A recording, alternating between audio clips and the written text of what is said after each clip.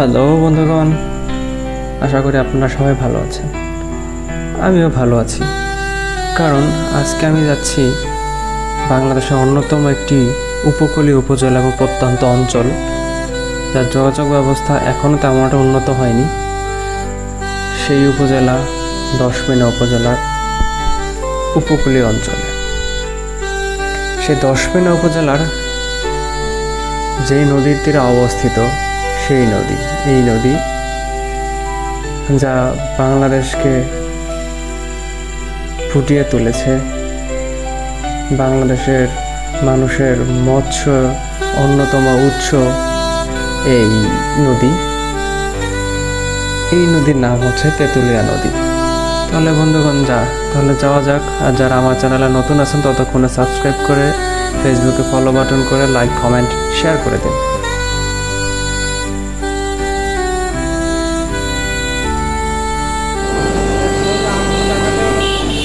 আমি যাচ্ছি বাইক করে দশমিনা উপজেলা শহর থেকে সেই তেঁতুলিয়া নদীর ঘাটে, যেখান থেকে লঞ্চ ছেড়ে যায়, মানুষ লঞ্চে করে ঢাকায় যায় এবং বিভিন্ন মালামাল এই লঞ্চে করে ঢাকায় পাঠানো হয়। এই দশমিনার সাথে ঢাকার সাথে যোগাযোগের দুটা মাধ্যম, একটা লঞ্চ, একটা গাড়ি। গাড়িতে অনেক সময় লাগলেও তবে চলাচল তেমন একটা সুখকর নয়, কারণ কিছু সংখ্যক গাড়ি 5 থেকে 600 টাকা ভাড়া রাখা হয় দশমিনা থেকে ঢাকা যেতে। কিন্তু লঞ্চ যাত্রা আরামদায়ক যাত্রা। সবার কাজ শেষ করে সন্ধ্যা 6:30 থেকে 7টার মধ্যে লঞ্চ চলে আসে ঘাটে। সেই লঞ্চে করে চলে যেতে পারে ঢাকায়। এখানেও ভাড়া 500 টাকা। 6:30 বা 7টায় লঞ্চে উঠলে সকাল 6টা-7টার মধ্যে পৌঁছে যাওয়া যায় ঢাকা। আমি একটা বাইক নিয়ে চলে যাচ্ছি সেই লঞ্চ ঘাটের দিকে।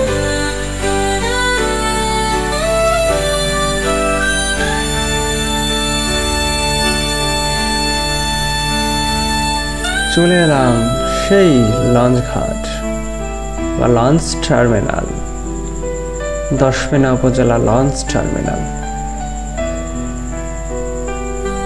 যে নেমেই যাচ্ছি, দেখুন কত বড় নদী। এই যতটুকু দেখতে পাচ্ছেন এটা আসলে নদীটা এর থেকেও বড়, কারণ মাঝখানে ওই যে দূরে যেটা দেখতে পাচ্ছেন মাঝখানে কিছু সংখ্যক জায়গা চর আছে। এরপরে এর থেকেও বড় নদী তেঁতুলিয়া নদী সম্পর্কে আপনারা অবশ্যই জানেন এই নদীটা কতটাই বড়।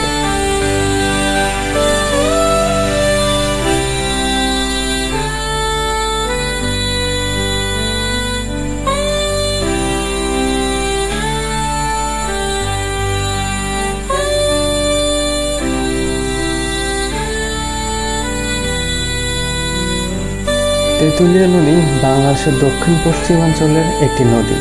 এটি ভোলা জেলার দক্ষিণে মেঘনা নদী থেকে উৎপন্ন হয়েছে, বঙ্গোপসাগরে পতিত হয়েছে।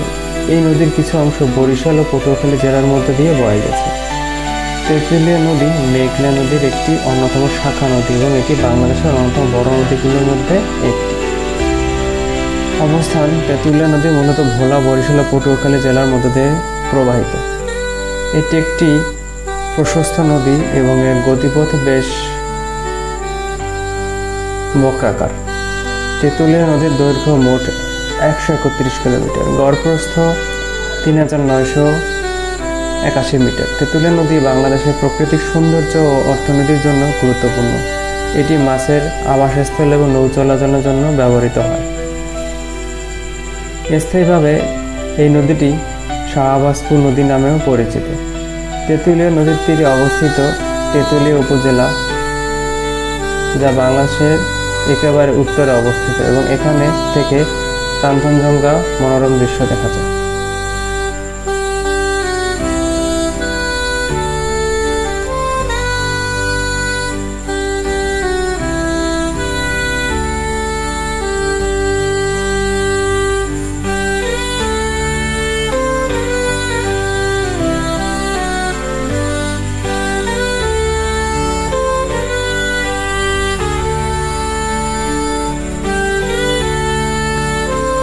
আমি সেই বিকালবেলা চলে এলাম তেঁতুলিয়া নদীর পাড়ে। আসলে আকাশটা কতটা সুন্দর না আসলে বুঝতেই পারতাম না।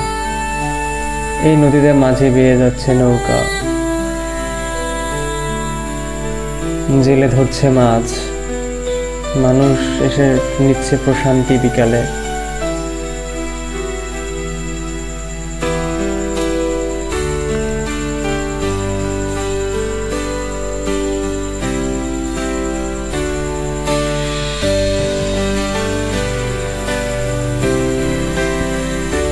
আমি হেঁটে হেঁটে চলে এলাম লঞ্চঘাট থেকে নদীর পাড়ে। একদম পাশ থেকে নদীটাকে দেখতে, নদীর পাশে আছে তাল গাছ। কিছু মানুষ এসে এখানে বিকেলবেলা এই নদীর বাতাস উপভোগ করেন। আমি চলে এসেছি সেই নদীর পাড়ে। কত সুন্দর মনোরম দৃশ্য। যারা নদীপ্রেমী মানুষ এই নদীর পাড়ে আসলেই সে নদীর প্রেমে পড়ে যাবে।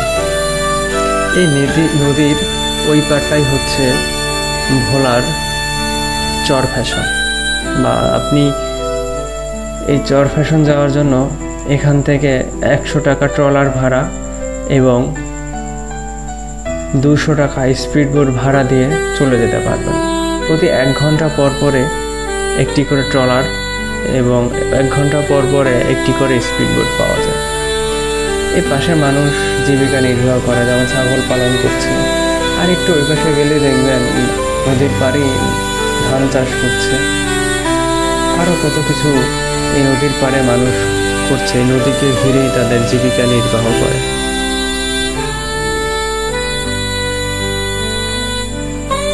এই নদী শুধু নদী নয়, এই নদী মানুষকে বাঁচিয়ে রাখে, তার আহার যোগায়, জীবিকা যোগায়। এই নদী বাংলাদেশের অন্যতম বড় এক নদী, যা আমি আগেও বলেছি।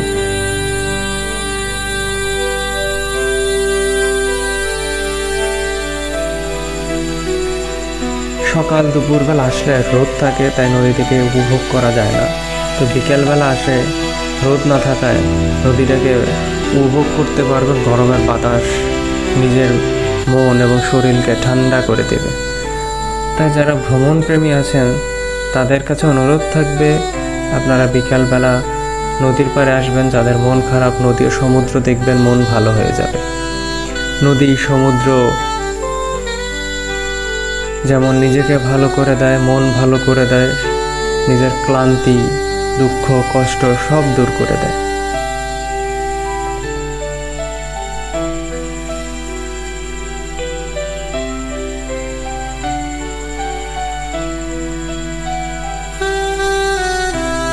এই দশমিনা উপজেলা পটুয়াখালী জেলার অন্তর্গত, যা আমি এর আগের ভিডিওতে বলেছিলাম এবং পুরো ভিডিও জুড়ে দশমিনার গ্রামগুলো দেখিয়েছিলাম।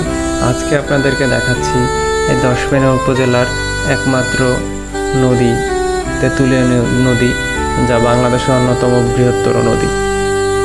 এই নদী থেকেই সন্ধ্যাবেলা ঢাকার জন্য লঞ্চ চলাচল করে। এই নদী ধরেই চলে যেতে হবে বাংলাদেশের প্রত্যন্ত আরাক উপজেলা দশমিনা উপজেলা থেকে প্রত্যন্ত আরাক উপজেলা রাঙ্গামালী উপজেলা, যা একদম সমুদ্রের পাশে অবস্থিত।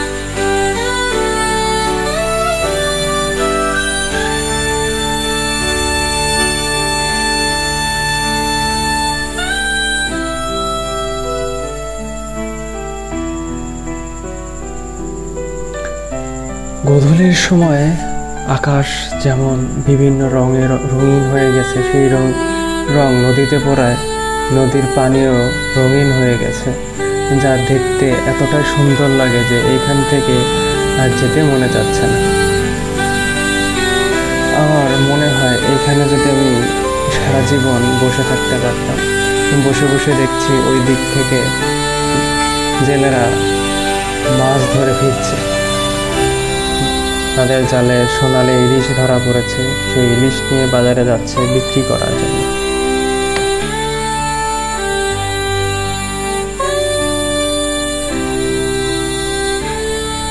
এত সুন্দর মনোরম দৃশ্য কোথায় পাবো? তাই তো বলতে ইচ্ছে করে, আমার সোনার বাংলা আমি তোমায় ভালোবাসি, জন্ম দিয়েছ মাগো তাই তোমায় ভালোবাসি। যদি রবীন্দ্রনাথ ঠাকুরের ভাষায় বলি তাহলে বলতে হবে,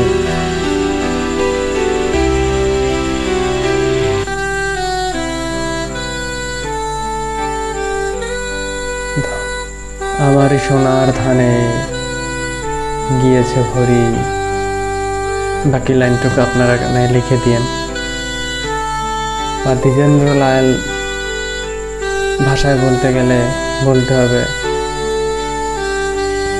ধনধান্যে পুষ্পে পরা আমাদের এই বসুন্ধরা, তাহার মাঝে আছে সে যায় সকল দেশের সেরা। ও সেজে স্বপ্ন সেজে তৈরি সেজে সবার দেশের সেরা।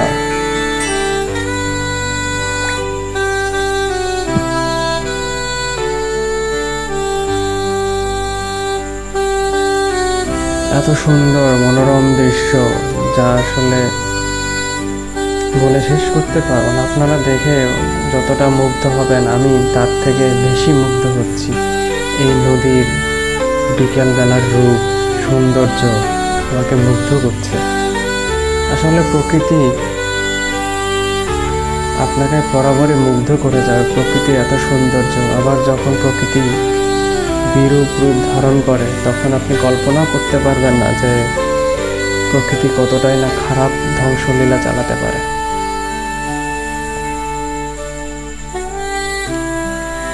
কতটা সুন্দর লাগছে আকাশ, এবং সেই আকাশের আলোয় নদী।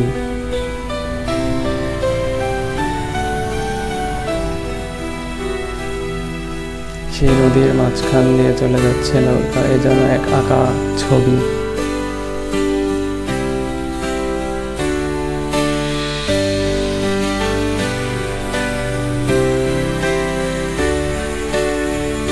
এই ঘাটে এসে দাঁড়িয়ে আছে মানুষ, আর লঞ্চ আসবে, ভিড়বে এবং তারা ঢাকার উদ্দেশ্যে চলে যাবে। তবে অন্য সবকিছুর চেয়ে আমার মন কেড়েছে এই আকাশের রং, নদী এবং সেই আকাশের রঙে রঙিন হওয়া নদী। ওই পারে যে জায়গাটা দেখতে পাচ্ছেন সেটা হচ্ছে চর, সম্পূর্ণই বন বিভাগের, এবং কিছু দূর গেলে বসতি আছে শুনেছি লোকমুখে। সেই বসতিতে নাকি বিদ্যুৎ সংযোগও দিয়েছে বাংলাদেশ সরকার সাবমেরিন কেবলের মাধ্যমে। তবে এখানে একটা চর আছে, হাদির চর, সেখানে নাকি এখনো বিদ্যুৎ পৌঁছায়নি। মানুষ সৌর বিদ্যুৎ ব্যবহার করে চলছে এখনো, কারণ সেখানে বিদ্যুৎ পৌঁছানোর মতো অবস্থা এখন পর্যন্ত তৈরি হয়নি। ওই যে দূরে দেখতে পাচ্ছেন লঞ্চ, সেই কাঙ্ক্ষিত লঞ্চ, যে লঞ্চ করে মানুষ ঢাকার উদ্দেশ্যে রওনা দেবে। এক দ্বিতীয় যোগাযোগ ব্যবস্থা, যা এর আগে ছিল একমাত্র যোগাযোগ ব্যবস্থা ঢাকার সাথে, সেই লঞ্চ আসছে নদীর বুক চিরে দিগন্ত থেকে। আসলে দেখতে দেখতে মন জুড়ে যাচ্ছে। দেখতে দেখতে লঞ্চ কাছে চলে আসলো, কিছুক্ষণের মধ্যেই ঘাটে ফিরবে।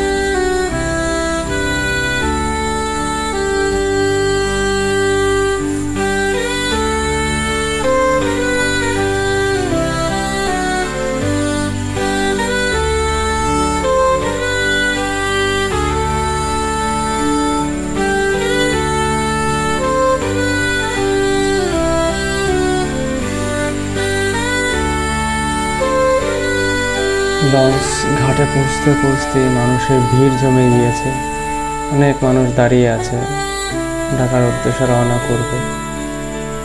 তবে লঞ্চ এখানে বেশি সময় দাঁড়ায় না, সর্বোচ্চ 5 থেকে 10 মিনিট। লোক উঠে গেলে লঞ্চ এখান থেকে চলে যায়। এখানেও ঘাট টিকিট আছে 10 টাকা। 10 টাকা দিয়ে আপনাকে ঘাটে প্রবেশ করে তারপরে লঞ্চে উঠতে হবে। এছাড়া এই লঞ্চে ওঠার মতো কোনো ব্যবস্থা নেই।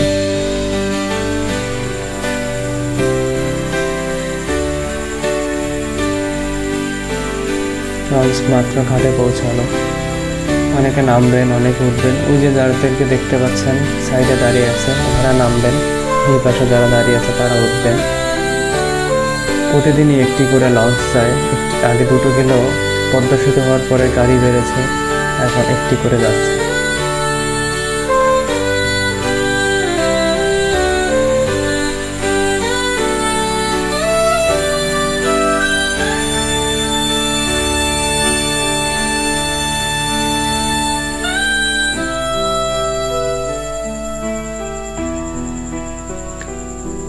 ঘাটে বেড়া হয়ে গেছে। যারা যাবেন তারা লঞ্চে উঠে পড়ছেন। কিছুক্ষণ পরেই দেখবেন এই যে পল্টন বা লঞ্চ ঘাট খালি হয়ে গিয়েছে।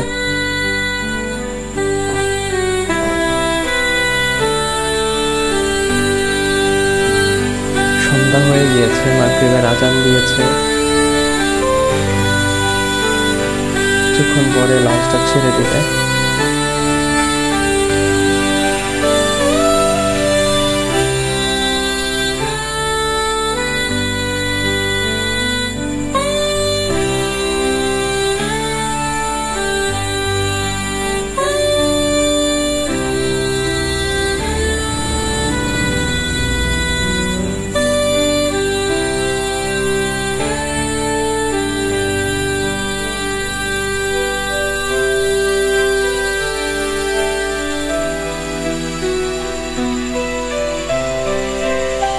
লঞ্চে যাত্রী উঠছে। এর মধ্যে আপনাদের কাছে অনুরোধ থাকবে, যারা নতুন দেখছেন তারা আমার ইউটিউব চ্যানেলটা সাবস্ক্রাইব করে দেবেন, ফেসবুকে দেখছেন ফলো করে দেবেন। আপনাদের একটু শেয়ার আমার অনুপ্রেরণা যোগাবে নতুন নতুন ভিডিও তৈরি করতে।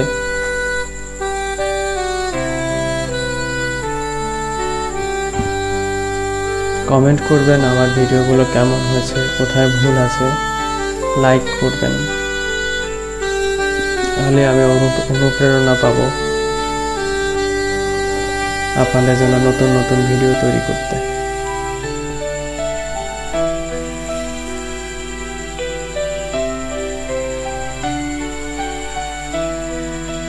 এখনো যাত্রী উঠছে, এখনই শেষ হয়ে যাবে যাত্রী ওঠা।